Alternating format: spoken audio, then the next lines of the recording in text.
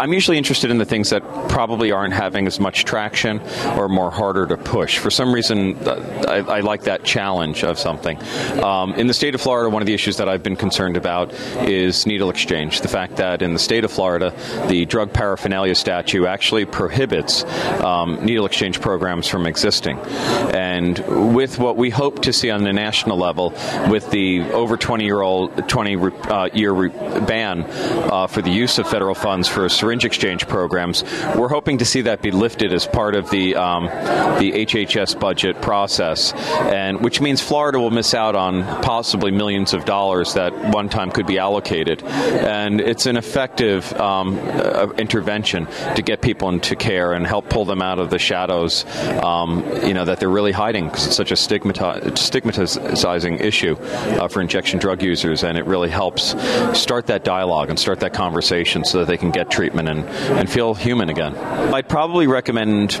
people not to model what I do. It seems that I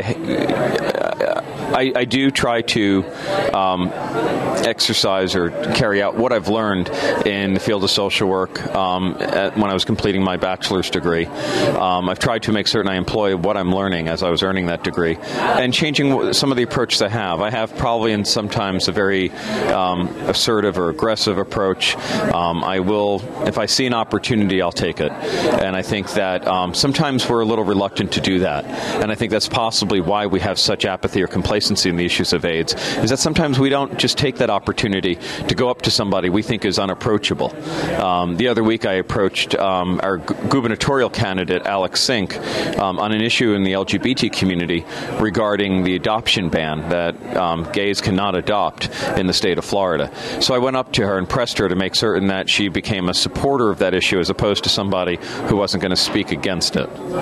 We all have different talents, and engaging in this system it's very incredibly stressful. It wears you down, and your successes are going to be far fewer than your frustrations or your failures. Advancing public policy on the issues of HIV/AIDS or LGBT issues or anything that society really still hasn't just gotten on the ball with, it's going to take much longer, and you're just going to have to learn how to celebrate even the little wins that you get. And it's a lesson I'm still learning. My activism was really molded at a time when I learned about AIDS Vote, when I came on and was part of the campaign to end AIDS. And that's where I learned that every candidate really needs to speak on these issues. We don't give anybody a pass. And we really need everyone to speak on it, show some leadership, and engage on them. And I think that, that's kind of where I steer and go. And having talents and skills in many different areas to be able to play many different roles, for me, has been a real asset. But a lot of us are limited in maybe what we can do, or maybe we lack the confidence to be able to go up to somebody. Some of us are better just in being in the background sometimes, supporting those people that are going out there to do those acts. Some others are typing up the papers and the white papers so that we know the public policy, we know the positions, and others are sometimes the mouthpieces of the movement.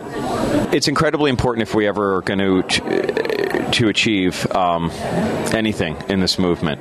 But I think as part of that, collaboration, and it's learning how to work with one another, learning how to communicate with each other, and not to dominate an agenda, to make certain that there's enough room for everybody's concerns and that there is a collective voice, and that voice be independent at the same time, and to make certain that everybody feels welcomed at that table, and we know each other's motives are pretty pure and focused on the same goal.